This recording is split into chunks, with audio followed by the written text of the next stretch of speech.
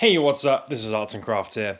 By now, most people know how the sneaker market works. You've got every model coming in a bunch of different colorways, some of which will be rare or exclusive because of limited edition collaborations and things like that. Well, in the performance fashion subculture, there's a particular look which has become quite popular, primarily due to the 11 by BBS line of shoes. They effectively take Salomon sneakers and then hand dye the completed model. Not only does that make every shoe slightly unique in some way, but it means that they have a massive ability to experiment with different kinds of color palettes and finishes. This part destroyed, weathered look is now pretty desirable. The problem is that partly because of the prestige of the Boris Bedan-Saberi name and partly because of the time and the expense of the process of hand dyeing a completed shoe, these tend to be pretty expensive. $500? Potentially more? Other brands, of course, have used these kinds of techniques too. Take, for example, the solarized version of the Cold Wall and Nike Vomero 5s. If you want a pair of those, you're looking at over $1,000 on StockX. I think it's time we find a more affordable alternative, because I love the look of this shoe and I would love to wear more stuff like this. So here's the challenge. Can we replicate the hand dye corroded effect created by sneakers like the 11 by BBS Bamba line on a budget? If this goes well, it's a tutorial. If it goes terribly, call it a lesson. Either way, should be fun. To test this, I've grabbed myself a pair of cut price sneakers, the Asics Gel 1090. I bought these on sale, they cost me about £40 or $55. Surprisingly comfortable, but more importantly, the perfect blank canvas for our creation. You'll notice on a lot of the more expensive shoes, they tend to have multiple materials used over the upper with quite complicated paneling. So I wanted to pick a sneaker that has something of that aspect to it as well, because I think that's really the key to getting something like this looking good. You can of course dye pretty much any shoe, but one that has different materials here where each section, each panel is going to take a different amount of dye and really produce this sort of three-dimensional effect, that's where things are hopefully going to be most successful. I've looked through a bunch of different examples of others, people who have done this successfully and unsuccessfully, and a bunch of different tutorials, and on that basis put together a bit of my own method which we'll kind of go through now. And I've also picked up a bunch of other supplies and things that we'll need to do this dyeing process, so I will go through all of those things as I get to them. Oh, and before we do this, let the record show I am not really much of an arts and crafts guy. I'm not the kind of person to like DIY or customize all of my clothing and stuff like that, so I really am coming at this fresh. The good news though means that if I can do this correctly, then you definitely can. Really do hope this works though. Anyway, let's get going. The first thing I'm going to do is a bit of preparation. If you're using worn shoes here, then wash them in water, clean them with a brush and some cleaning solution. Mine luckily are box fresh though, so I'm moving straight on to step 2. I've got some acetone which I'm going to apply across the upper of the shoe with some cotton pads. This will help strip the shoe of any surface treatments. Those might have been applied to increase their durability or weather resistance, but will reduce how much the dye will adhere to the shoe. To replicate the Murex purple colour of BBS Bambas, we are going purple. And to do that, we're using 1 bottle of RIT dye more for synthetics. We're using the synthetics one to help the dye take to all the different areas of the shoe, but naturally different materials will absorb different amounts of the dye. And of course, that's exactly what we want. Now, most dyeing tutorials assume that you want an even, professional looking finish, a sort of traditional recolor, if you like. But the effect that we're looking for is something that's closer to gone wrong by conventional standards. That means we need to break the rules in a couple of areas. Trying to keep this as hot as possible by keeping the lid on, but it requires so much water, just keep having to go like fill it up again and again. So hopefully this stays hot enough. We're nearly there. A little bit more and then we're good to go. We filled this bucket here with boiling water, we've poured the entire dye mix in there to get it as rich as possible, and now we're going to stick the shoes in, weighing them down by putting rocks in them, and closing the lid in an attempt to keep the heat in. Get in there. You might see here that even with my ingenious garden rock strategy, these didn't quite sit in the dye properly. That'll be important later. A lot of guides will tell you to keep sort of agitating the mixture and moving the shoes around. We're not going to do that, which hopefully will help the dye take in a more uneven way. In fact, I'm going to go and get some lunch. Chicken and bacon wrap, a caramel yum yum, and a bottle of Coke. Absolute lunchtime flex. 10 out of 10. Anyway, back to check on the shoes. I've left this for an hour or so now, and now we'll open it up to see what's going on. They do look a little bit dark, but a lot of this dye is going to come off. Another thing that I'm going to do here, which differs to a conventional tutorial, is I'm not going to rinse the dye off immediately. Instead, I'm going to leave them sitting here to dry out a bit, which I'm hoping will let gravity do some work and allow more dye to soak at the bottom of the shoe. Once we're bored of waiting though, let's give them a quick rinse to get some idea of what these will look like. I had the idea of splashing the remainder of the dye bottle on the midsole to try and replicate some of that splashing effect that you'll see on the BBS Bambas, and I definitely had the right idea with this, although once I rinsed them, all of that pretty much came off. I rinsed them 3 times in total to help ensure that there was no excess dye in them, and sure enough they did lighten up a little bit, but most of the colour did thankfully stay. You can also really see where more of the dye has collected in certain areas, which was absolutely the look that I was going for. They did however go a little bit pinker than the bottle would suggest, to the point that my mum asked, "Do men wear this colour?" Thanks, Mum. You can leave these to dry now. I used some paper towels to try and mop up some of the water, and I also had a little portable heater, so I put them next to that to reduce that drying time. Since the dye bottle splash didn't really work, I did have a backup strat for adding some of those messy, uneven, sort of corroded elements to try and replicate the look of the 11 by BBS Bamba. Our next stage is to further add colour using Angelus leather paint. This will effectively give us way more control over where that colour is applied, i.e. we can manually recreate the look. And on areas which take the dye less than expected, we can fill it in to make it look more convincing. This is another part where we're going to break the rules here, because Angelus suggests you use multiple thin coats to remove brush strokes and keep a nice, even, solid colour. Well, we're going to keep those coats nice and thin, but almost treat it as a translucent layer sitting on top of the colour. We want a bit of texture to stay there.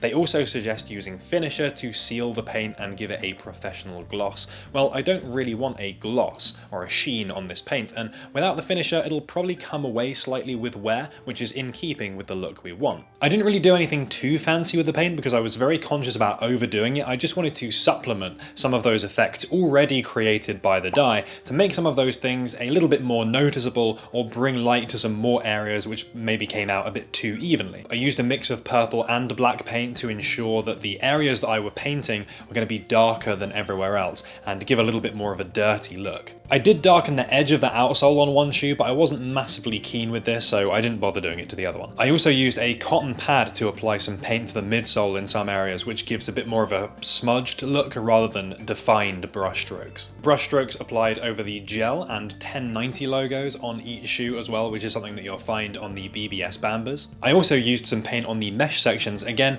using a cotton pad, just to make them look a little bit dirtier and give them a greater feeling of depth. By the end I definitely made a tangible difference to the overall look, but I didn't go too far overboard. But it's funny, still some of the areas that look most like they've been painted on were in fact the things that just naturally occurred because of the dyeing process. I did try flicking or dripping paint onto the midsole as well, which might have worked out okay, but it just wasn't really happening for me, so I ended up just wiping that off after I'd done it. So finally, now everything is dry, the big reveal. I've got them right here, the Asics Gel 1090, totally updated beyond all recognition with this really bright, vivid, kind of mauvey, lavender purple colour. Plenty of interesting artisanal details, just like what you would find on a solarized Vomero 5 or on a BBS Bamba. You've got brush strokes, you've got dye imperfections, uneven finishes, gradients in some places. I was quite surprised at some areas, like these kind of gel sections here went really dark, which I didn't expect, as did some parts of the upper here, these little stripes, which I really liked that this went so different to everywhere else on the shoe. But then similarly, the mesh just didn't really absorb dye to the same level as everywhere else, so this really is a bit of a kind of dusty pink colour almost in some places. One of the biggest signs of these being object dyed though is kind of semi-unintentional. It's actually more obvious on the other shoe. As I mentioned earlier, I wasn't really able to fully submerge these in the dye. I seriously underestimated how buoyant the heel was going to be, so even though I had these pretty much full of rocks, I guess in retrospect I could have come up with a better solution for weighing these down in the solution, but a lot of the time the back of the heel was floating outside the mixture, so you can really see the back is a way lighter colour than the front, and you get this kind of, it's not quite a gradient, but like a couple of lines where they've sat in one or two different places. I would have preferred a smoother gradient, of course, but it still looks kind of cool, and honestly, any kind of imperfection or weird thing like this just builds to the overall character of the shoe. On feet, it is clear, of course, these are a ridiculously eye-catching shoe. They are bright, certainly brighter than a lot of people would be comfortable with. And yeah, to be honest, I did choose a pretty ambitious colour as a first attempt with dyeing something.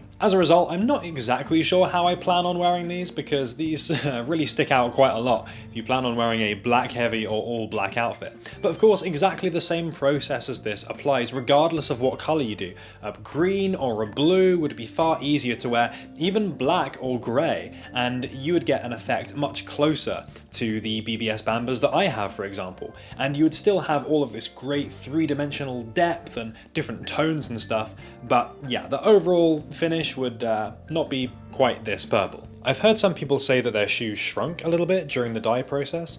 These definitely feel a bit different now they've been coloured as a byproduct of having them sit in hot water for a long time. They're maybe half a size smaller at most, so they still fit, but before they were a little bit roomy and now they're a little bit snug. So keep that in mind when choosing what to dye. But that might be different on a shoe by shoe basis. It's possible that some shoes or some materials will shrink more in hot water than others, so it's something to watch out for, I suppose. But the final evaluation, how successful was my experiment overall? Well, comparing with my own BBS Bambas, I think we've captured the overall aesthetic fairly well. So in that sense, I'm quite happy, and you can absolutely see some parts on this shoe which come out really similar to how the Bambas do. Looking at the Murex purple Bamba colour from last season, we didn't quite get there. The Bambas are a little bit deeper in colour than these, and they're a little bit cooler as well. These are more a warm purple, but considering we only used one bottle of dye, so it was just a kind of base colour, we didn't make anything up ourselves, it's not a million miles away. And did we save money? Well, let's do the maths. If you look on HBX right now, a pair of BBS Bamba 5s at full price will cost you about $550. The white gel 1090 cost me around $50. The dye was about $10, leather paint was about $15, acetone was $7, my nice lunch while I waited for everything to cook was about $9, and several hours of my time, priceless. Totaling it up, I think we did a pretty good job of getting a fair way to a luxury shoe whilst spending a fraction of the cost. I also think there's some value in having something that you made yourself and kind of customized to your preference and got to pick the exact colour. Sort of. What if you wanted to take things to the next level though? For the purposes of this video, I wanted to keep things fairly budget and fairly simple to do as well, but one of the key things that you could do is look to either mix the dye colours or have multiple rounds of dyeing. I could have followed this up with a navy blue dye, for example, and that would have retained some of the pinky purple colour, but made it a bit deeper and made it a sort of cooler or colder purple too. That would certainly make them more wearable for me, as well as bringing them closer to the Murex purple BBS shoes, I imagine. There's also more you could do with the paint if you wanted to. As I said earlier, I gave this a bit of a light touch, but you can even redo entire panels of the upper if you wanted to with that paint. A quick upgrade for these shoes as well could be replacing the laces with something more akin to Salomon's speed lacing system, and again, that would move these closer to the BBS Bambas and give them more of a futuristic or utilitarian edge if you wanted to, and something like that is not at a huge expense. Or if you can find them at a good price, start this process with a white pair of Salomon shoes. And with that, my first journey into the world of hand-dyed sneakers is complete. Would love to hear what you guys think about the final result here. How well do you feel that these turn out? And if you're on the fence about doing something like this, I hope that this video has given you some motivation. It really is not that difficult to do. I'm not the kind of person to be customizing stuff all the time, and you know, even I managed to do something like this, which kind of turned out to spec and to expectations. And there's all sorts of interesting, unique effects that you could achieve in an afternoon. I'm sure you can do an even better job than me. And if you've already done something like this, definitely let people in the comments know how it went and if you've got any tips you can share, because I'm hoping that this provides a kind of useful resource or a bit of a tutorial for people that want to give this a go. So the more valuable the comment section is, the better for all of those people that are looking to do something like this themselves. If you enjoyed this video or you found it useful, please do give it a like. It is massively appreciated. And I put a bit more effort than usual into this video, so if you want to see more high effort content where we do kind of fun and unusual things like this, then your vote with your thumbs really does make a difference. And thanks so much for watching. We will be back next week with another video. Shout out to Eskimo. You'd think the self-awareness would stop me buying ridiculous clothes in the first place, but apparently not. I mean, maybe at least we've got some fun pink things to wear with the pink tracksuit. And shout out to So Munchy. This is the video, so hopefully it does inspire you to give something like this a go yourself. Thanks for making it all the way to the end of the video. If you want to catch some more, there's going to be links going up at the top. If you haven't subscribed yet, please consider doing so. Maybe we'll do some more DIY stuff in the future. We're certainly going to have some more affordable techwear things that you can look forward to. Those will be coming up in the next few weeks, depends when everything comes in from all the various countries and places. And yeah, we've got some fun roundups as well. There's going to be lots of content coming up, so stay tuned.